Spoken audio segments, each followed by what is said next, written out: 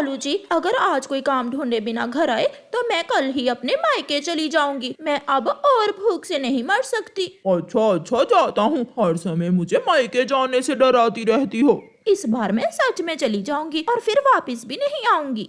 कालू कौवा अपने घर से निकलता है। वो जा रहा था कि एक बड़े पेड़ पर उसे कुछ लिखा हुआ दिखाई देता है। कौवा वहाँ जाता है। मुझे मिठाई के काम के लिए किसी पक्षी की जरूरत है। जिसे काम करना हो वो कबूतर की दुकान पर आ जाए। मिल गया, मुझे काम मिल गया।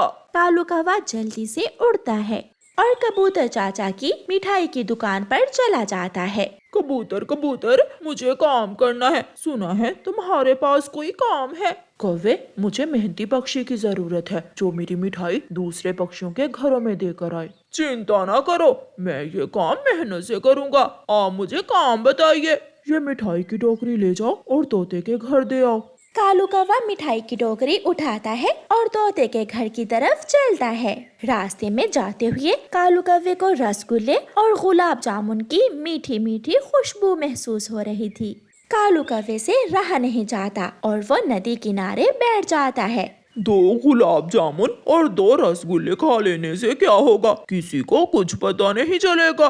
कौवा मजे मजे से 2 गुलाब जामुन और 2 रसगुल्ले टोकरी से उठाकर खा लेता है और टोकरी उठाकर तोते के घर चला जाता है। कौवे, क्या तुम्हें कबूतर ने भेजा है? हाँ तोते, मैं कबूतर के यहाँ काम पर लग गया हूँ। तोता मिठाई की टोकरी लेता है और पैसे कौवे को देकर अंदर चला जाता है। साहिब जी, गिन ले, 1 रुपया भी कम नहीं है। अब मुझे भूख बहुत लगी हुई है, कुछ खाने को दे दे। फिर कबूतर कौवे को कुछ मिठाई प्लेट में डालकर दे देता है। चाचा कबूतर, मैं ये मिठाई घर जाकर खा लूँगा। जैसे तुम्हारी मर्जी।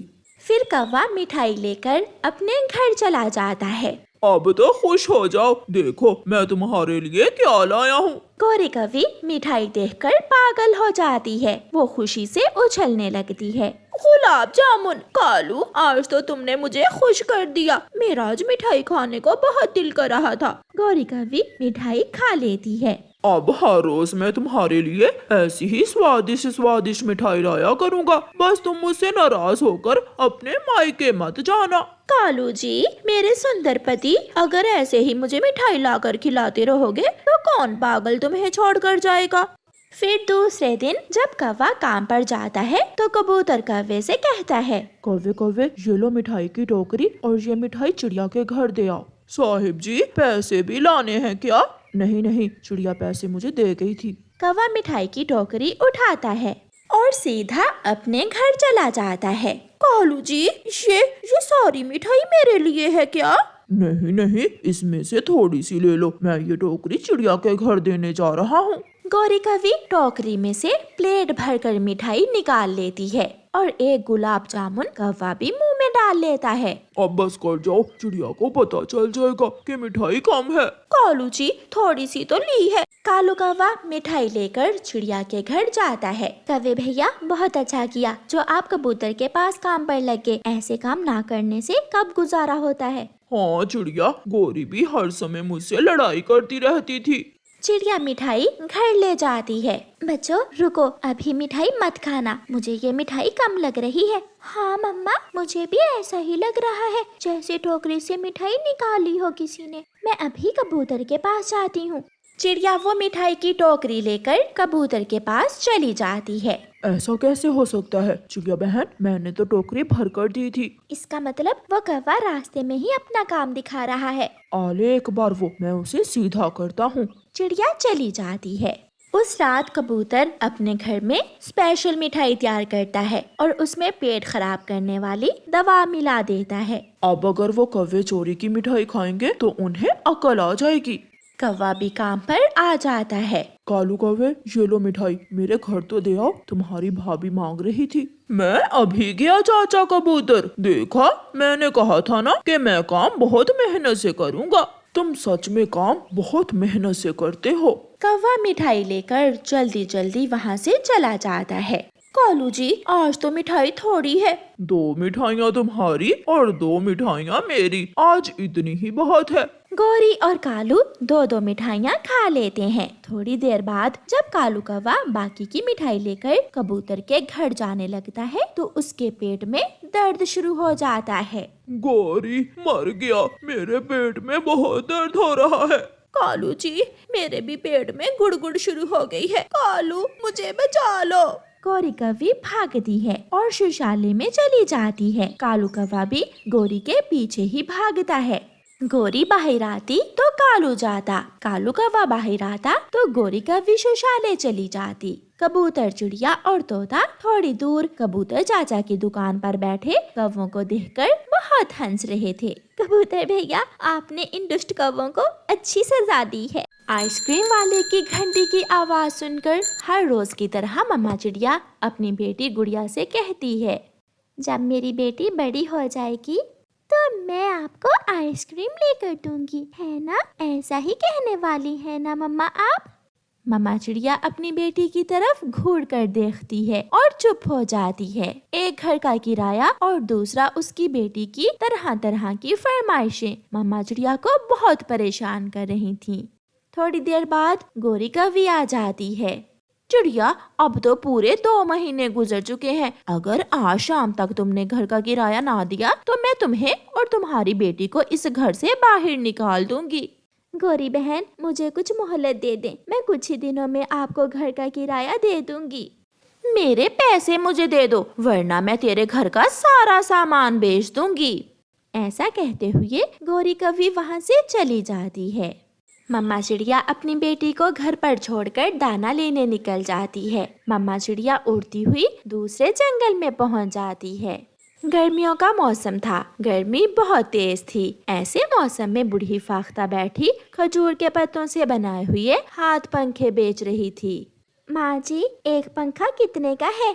चिड़िया बेटी, 10 रुपए का है, क्या तुम लोगी?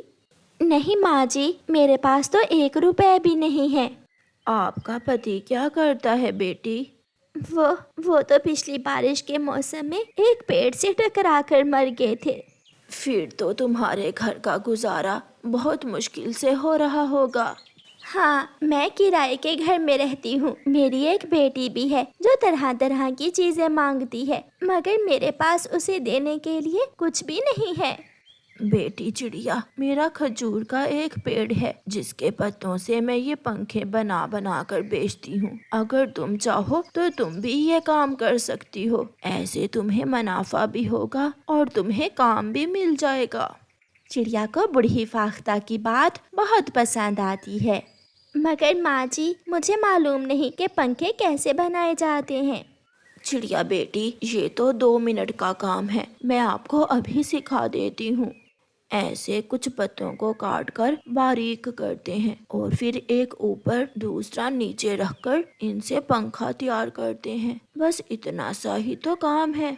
चिड़िया बूढ़ी फाख्ता से खजूर के पत्तों से पंखा बनाना सीख लेती है और कुछ खजूर के पत्ते लेकर अपने घर चली जाती है। घर जाकर चिड़िया खजूर के पत्तों से पंखे बनाना शुरू करती है। गुड़िया बेटी, आप घर में ही रहो और मैं ये हाथ से बनाए हुए खजूर के पत्तों के पंखे बेच कर आती हूँ। मम्मा, जल्दी आना, मुझे बहुत भूख लगी हुई है। मम्मा चिड़िया पंखे एक टोकरी में रखकर उन्हें बेचने निकल जाती है। पंखे लो, खजूर के मजबूत पत्तों के पंखे लो। तोता चिड़िया से एक खजूर के पत्तों से बना हुआ पंखा ले लेता है, फिर एक पंखा कबूतर भी। ऐसे कुछ ही देर में चिड़िया के सारे पंखे बिक जाते हैं और चिड़िया अपनी बेटी के लिए खाना लेकर घर चली जाती है। गरम गरम पकौड़े, आज तो मम्मा ने मेरी विश पूरी कर दी। अब मैं ऐसे ही हर रोज अपनी बेटी के लिए आपकी पसंद की चीजें लेकर आया करूँगी। फिर उस दिन के बाद चिड़िया हर रोज बूढ़ी फाख्ता से खजूर के पत्ते लाती और उनसे हाथ पंखे बनाकर बेचने लगी। ऐसे चिड़िया को अच्छा मुनाफा होने लगा। कालू जल्दी चलो, आज तो मैं उस छोटी चिड़िया को घर से निकाल ही दूंगी। गौरी कौवी कालू को साथ लेकर चिड़िया के पास जाती है। चिड़िया, जल्दी जल्दी से मुझे मेरे घर का किराया दे दो। गौरी बहन, अच्छा ही हुआ जो आप यहाँ आ गई। मैं अभी आपके पास आने ही वाली थी। ये लें, ये रहा आपके घर का किराया और मैंने अपने लिए खजूर के पत्तों से नया घर बना लिया है। आज के बाद मैं अपने घर में रहा करूँगी, सामने दूसरे पेड़ पर। गौरी कौवी चिड़िया का खजूर के पत्तों का बना हुआ घर देखकर हैरान हो जाती है। क्या ये तुमने बनाया है? ये घर तो बहुत सुंदर है। ये घर गर्मी के मौसम में ठंडा भी है और सुरक्षित भी। फिर कौवे चिड़िया से अपने पैसे लेकर चले जाते हैं और चिड़िया अपनी बेटी को लेकर अपने नए घर में चली जाती है। ऐसे मेहनत और लगन से चिड़िया को सफलता मिलती है और वो अपनी बेटी के साथ खुशियों भरा जीवन गुजारने लगती है। प्यारे दोस्तों, इस कहानी को लाइक, अपने दोस्तों के साथ शेयर और चैनल को सब्सक्राइब करना बिल्कुल मत भूलना। आपका धन्यवाद।